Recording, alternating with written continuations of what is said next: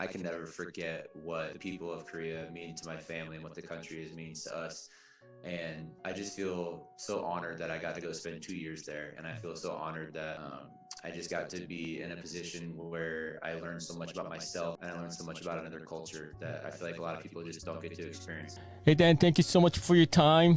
Happy New Year to you and to your family. How's your off season going so far? Yeah, happy New Year to you as well. Everything's going great. We just got back from a family trip down in Disneyland. It was a lot of fun.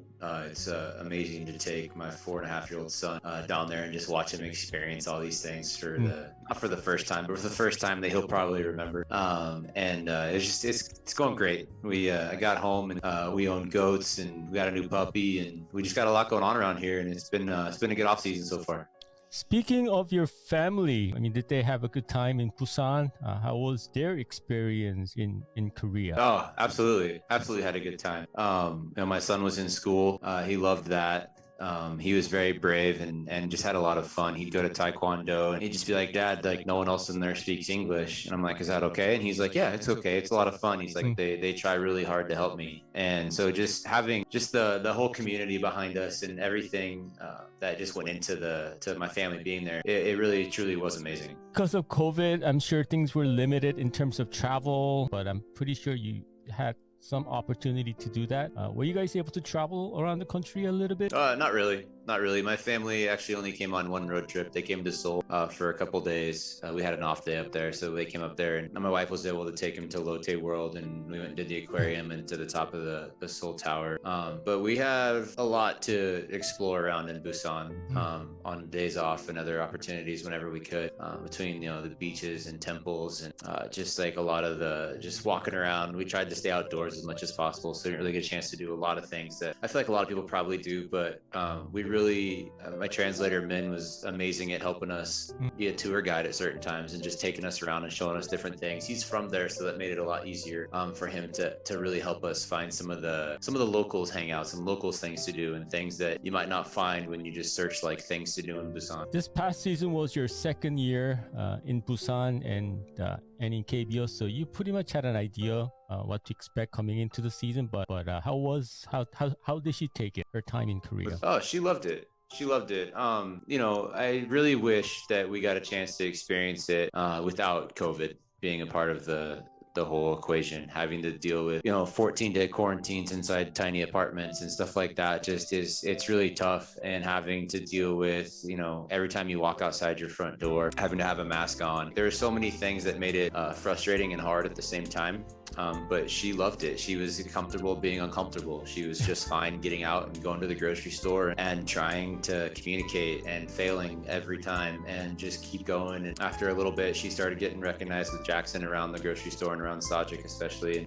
Really, the community was just really helpful to her as well. So that made it a lot easier for her. So yeah, despite the whole pandemic that we're all living in, she really enjoyed it. All right, a couple of years back, you had an opportunity. I guess you got the call from your agent about possibility of coming to Korea, playing in KBO. A couple of seasons have passed. Looking back, do you think that you made the right decision to play for 롯데자이언츠? Yeah, I had a couple options going into that season. Quite frankly, Lotte just offered the most money guaranteed, and so we took that. And I couldn't imagine, now that I've spent time in Korea, I couldn't really imagine being at the other two places that made us offers. So it was amazing. It was everything that I could have hoped for. I just really wish I would have been able to see it without a pandemic involved. What are some of the things that you liked about being in KBO and being part of the 롯데자이언츠 organization?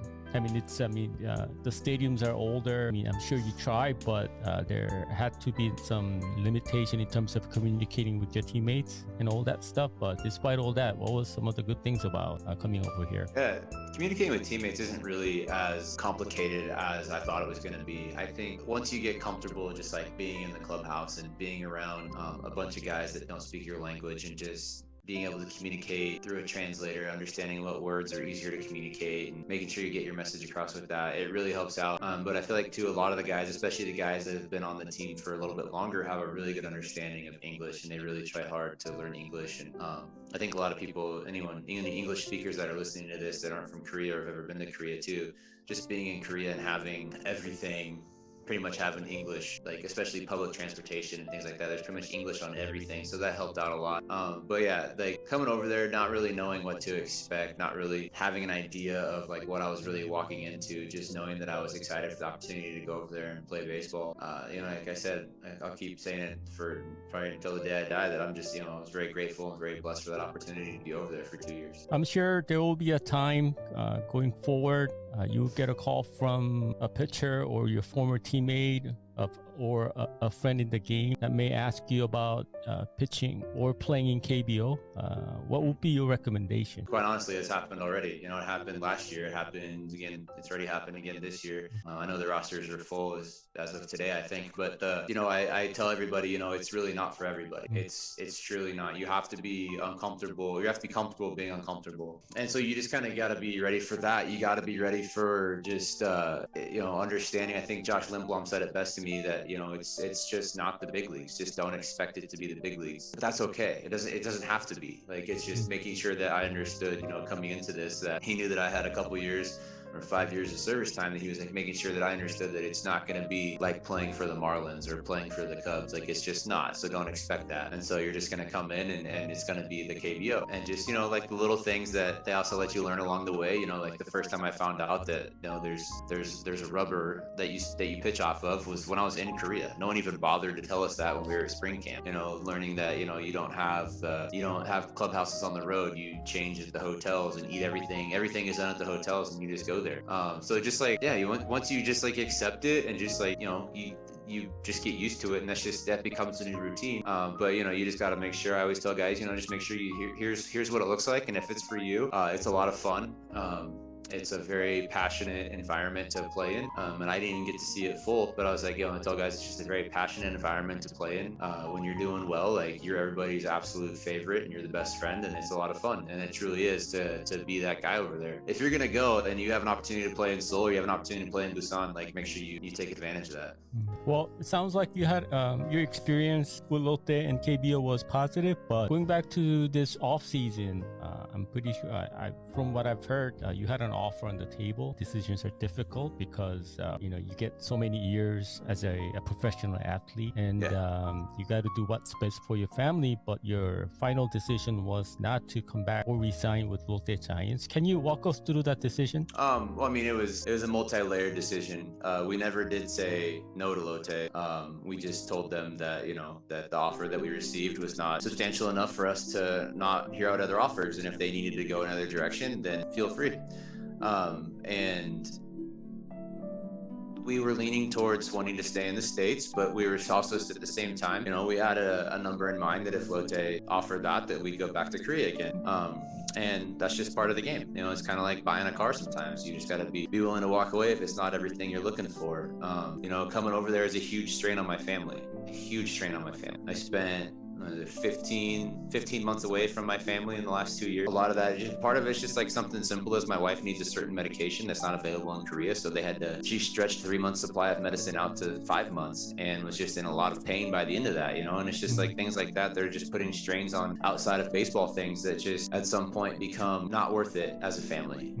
Not being able to see friends, family, parents, as much as it sucks, I feel like I can get through that. But when my little 4-year-old comes up to me and just says, "Dad, can you please stop being a famous baseball player and come home?" That kind of eats at you, and it'd be one thing if they could just fly into Korea and come visit for a few weeks or a month and then come home and go back and forth, but that you can't really do that. And especially right about the time we were trying to make decisions, they reinstated the quarantine rules, and it was kind of an easy decision for us once they started changing some of the protocols with COVID over there. And as much as as hard as it was to say no, I know that it was the right decision, or as hard as it was to not say yes at that time with them, when we were negotiating with Lotte, because quite honestly, we never even counteroffered. We never even really came back with anything. We just kind of left it there and just decided that we're not ready to say yes, we're not ready to say no, and we just kind of left it at that point. And then they signed some guys a couple of weeks later, and that was that. But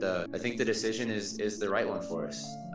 You can leave job titles out of the mix. You can leave everything out of the mix. Being close to my family is more important. And yeah, I know plenty of guys come over there with their families and all this, and it just wasn't in the cards for us. Again, with the medication, with some other stuff. My son's in school, and yes, we can do that stuff in Korea. We can do those things, but it's just a different world we're living in than anyone's ever had to experience the KBO in the past. I can never forget what people of Korea mean to my family and what the country means to us.